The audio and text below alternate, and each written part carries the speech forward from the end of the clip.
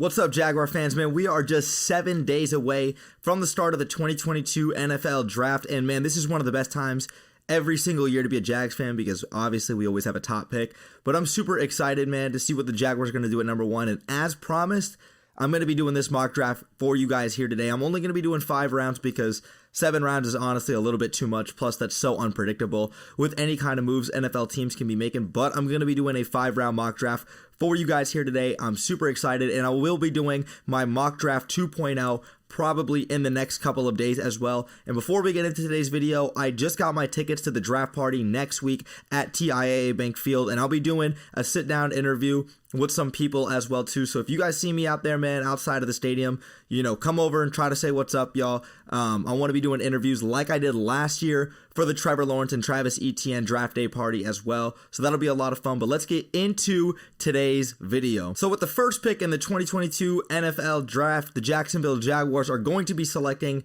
Evan Neal in my 1.0 mock draft. Evan Neal, the left tackle of the future. I've already made an entire video as to why the Jaguars should take him. I will link to it up above if you guys want to hear those thoughts. But just to kind of give my quick rundown and recap as to why I want him, when you look at the fact that Tony Boselli is the only player in Jacksonville Jaguars history that has a gold jacket and that is in the Hall of Fame, he blocked for our franchise quarterback and Mark Brunell. I want the same from Evan Neal for Trevor Lawrence. Evan Neal has the size and athleticism to excel at the next level. Plus, I want to bolster the offensive line, not just this season, because I understand we have Cam Robinson back on that tag, and we would have 4 tackles heading into this season with Evan Neal, Cam Robinson, Jawan Taylor, and Walker Little. But Cam Robinson, after his franchise tag was going to be over, he's going to be an unrestricted free agent. Jawan Taylor doesn't have a 5th-year option. He's going to be an unrestricted free agent. So that'll leave you with Walker Little and both Evan Neal at your tackle positions for next season, because it's not just about the season, it's about for the entirety of this franchise moving forward, and also protecting Mr. Sunshine back there. Take the smart pick, protect your franchise quarterback, and I got nothing else against the edge rushers. This is just my personal preference. Take Evan Neal, number 1 overall. Let's go on to round 2, pick number 33. Now at round 2, pick number 33, I got the Jacksonville Jaguars taken out of Oklahoma, Nick Bonito, linebacker, weak side linebacker playing the 3-4, really more of an edge rusher. I like a lot of potential out of this guy too, especially on 3rd down. I think he's going to go in there and absolutely tear it up on passing downs with guys like Josh Allen and Arden Key and even DeJuan Smoot as well. This guy, I think, will fit into the Jaguar system because I expect the Jaguars to continue to play a 3-4 style defense under Mike Caldwell, the new defensive coordinator. And Nick Bonito out of Oklahoma is a 6'3", 240-pound edge rusher, and like I said, he's really more of a weak side linebacker playing that 3-4, and he ran a 4.54 at the 40. He's got great speed and athleticism. I don't really like, when I watched a lot of his tape, he doesn't really have the power and the strength to, I guess, get around a lot of offensive linemen when he does get eaten up, but he's very explosive off the line of scrimmage, very good in the passing game, and he does a pretty good job setting the edge as well. Very keen in his technique, but he does need to get a little bit better when it comes to the running game, and like I said, continuing to build on that strength.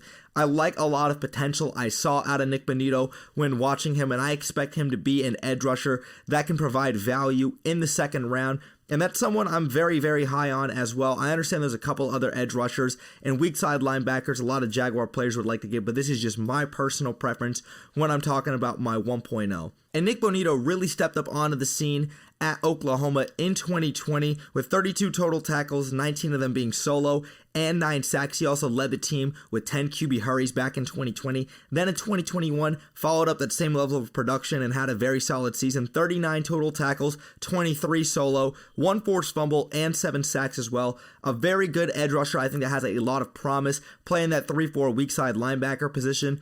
And he's going to be the replacement for Chason. Because if Chason doesn't step it up, now heading into his 3rd year, Nick Bonito, I think, is a guy with a lot of potential moving forward. Now let's go on to my 3rd round pick. And just like last season when the Jaguars took 2 Clemson guys back-to-back with Trevor Lawrence and Travis Etienne, I'm going to be taking 2 Oklahoma Sooners back-to-back from Nick Bonito in the 2nd round to now linebacker out of the Oklahoma Sooners, Brian Asamoah. Now, Brian Asamoah is projected to be a 3rd or 4th round pick, and he's expected to fall in this year's draft because he is undersized as a Mike linebacker as well. Same thing, playing in that 3-4 style defense. Is he undersized at 6'1", 222 pounds? Absolutely. And even though Brian Asamoah is technically undersized, He does have the frame and the attributes to excel at the next level, and I think that the Jaguars need a lot of help at the linebacker position. I think that he can really excel because, like I said, he's got the frame, 33-inch long arms, very good size. He's going to have to get better at using that strength to his advantage. But the thing I noticed a lot about Brian Asamoah is he's very, very instinctive, and he's a great sideline-to-sideline linebacker, is the fact that he reminds me a lot of the Jaguars linebacker that we signed in free agency coming over from the Atlanta Falcons, Foyesade Oluokun. Great sideline-to-sideline speed, got a very high motor, and he's very instinctive when it comes to, reading a play. Very good at getting to the quarterback in some of these blitz packages, but you can drop him back into coverage. He's got the speed to play in these zones and to drop back into coverage. I love that about him. And he's not the biggest guy, like I said, just 222 pounds. But I definitely think he's got a lot of potential moving forward. Do I think he's going to come in and maybe be a day one starter? I'm not quite sure. The Jaguars didn't even start Andre Cisco day one as the third round pick, but I definitely think that Brian Asamoah has a lot to offer the Jags as well in that Mike linebacker position. And Brian Asamoah was very productive this past season with the Oklahoma Sooners. As a junior, he played in 12 games, made 10 starts, but he led the team with 90 total tackles, 55 of those being solo tackles, 4 tackles for a loss and 1 sack, and 2 forced fumble recoveries as well. Very, very great player. I think that he would complement Foyesade Oluokun a lot. I don't know what the Jaguars are going to do with Shaq Quarterman, but I definitely think Brian Asamoah provides a lot of potential for the Jaguars moving forward at the linebacker position. Now moving on to the second pick in the third round, round 3 pick number 70. I have the Jaguars taking wide receiver out of the University of Memphis, Calvin Austin III, someone that if you guys have been following me on Twitter, I've been very, very high on as well too. I didn't talk about Calvin Austin III in my top 5 wide receiver draft videos because that was referring to pick number 33.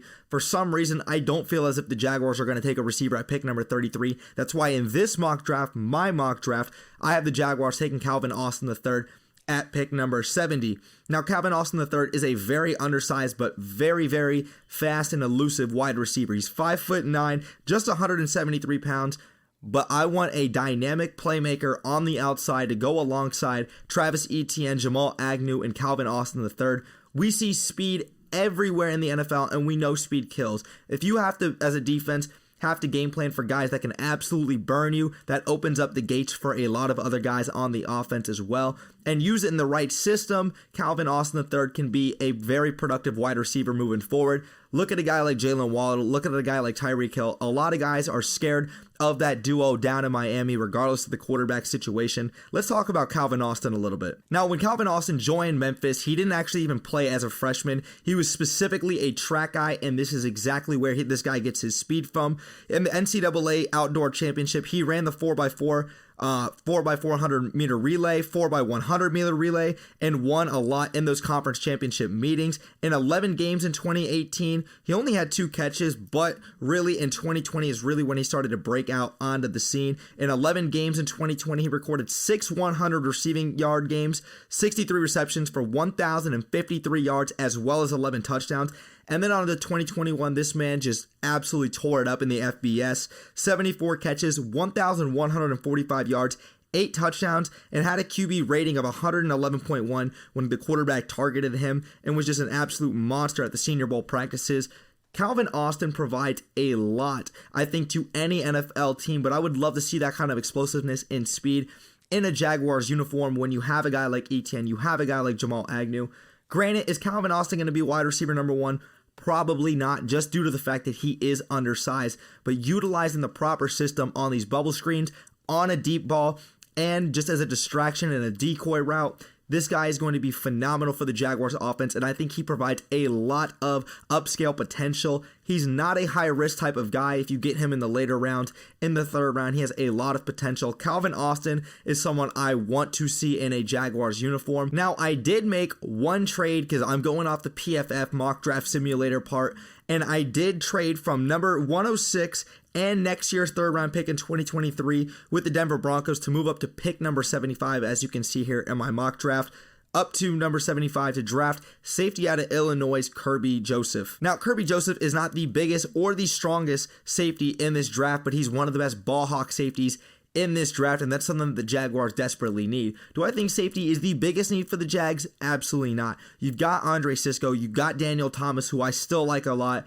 and you got Rayshawn Jenkins. But if the Jaguars decide to move on from Rayshawn Jenkins and Daniel Thomas possibly after next season, at 6'1", 200 pounds, he was one of the best ball hawk safeties in the FBS. Now, Illinois ran a lot of cover one and deep high single safety, which is why Kerby Joseph excelled in that. But the thing is, you didn't see a lot of him on tape specifically, just due to the fact that he was such a single high safety. The Jaguars won't be doing that as well, because, you know, more so in the NFL, you don't play a lot of single deep high safety. That's more so in coverages. But I do like the fact that I think he can complement a guy like Andre Cisco moving forward. In 2021, Kerby Joseph had 57 tackles, 41 of those being solo, 1 sack because he's the safety, he's not getting a lot of blitzes, 5 interceptions, and I saw a lot of potential out of him moving forward because when he was involved in some plays, he's getting some pass breakups, and he's just great at locating the ball. I do think he needs to work on his speed. He didn't run at the 40, and I didn't get a 40 time out of him.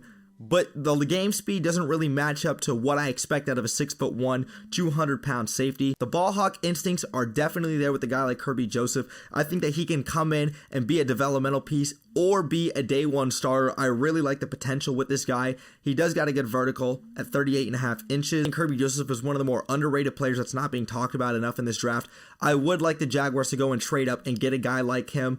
I'm really high on a guy like Kerby Joseph as well in the later rounds. And because I traded our 4th round pick, 106 overall, to move up and go and get a guy like Kerby Joseph in this PFF mock draft, now I'm going to move on to the 5th round and my last pick in this year's mock draft, and I'm going to get edge rusher out of the University of Alabama, Birmingham, Alex Wright. Now, for me, Alex Wright is a Telvin Smith type of pick, a guy who I just think has a lot of upside, right? I know I already got an edge rusher and Nick Bonito earlier in this year's draft, but if you can just continue to bolster that defensive line and add depth with a guy who is 6'7", 270 pounds, this guy has a lot of upside, and he's a low-risk pick, high reward type of guy too. And I think Jordan Smith, last year's University of Alabama Birmingham pick that the Jaguars had, he'd be very happy getting back together with his former teammate. Now, I didn't get to actually watch a lot of Alex Wright because there's just not a lot of film out there, but from the little bit I did see in some of these matchups, especially with Liberty, Alex Wright definitely is coming in there and making some solid contributions, disrupting the pass rusher and making some plays off the edge. Definitely a guy I saw with a lot of high motor, doesn't really give up on a lot of plays.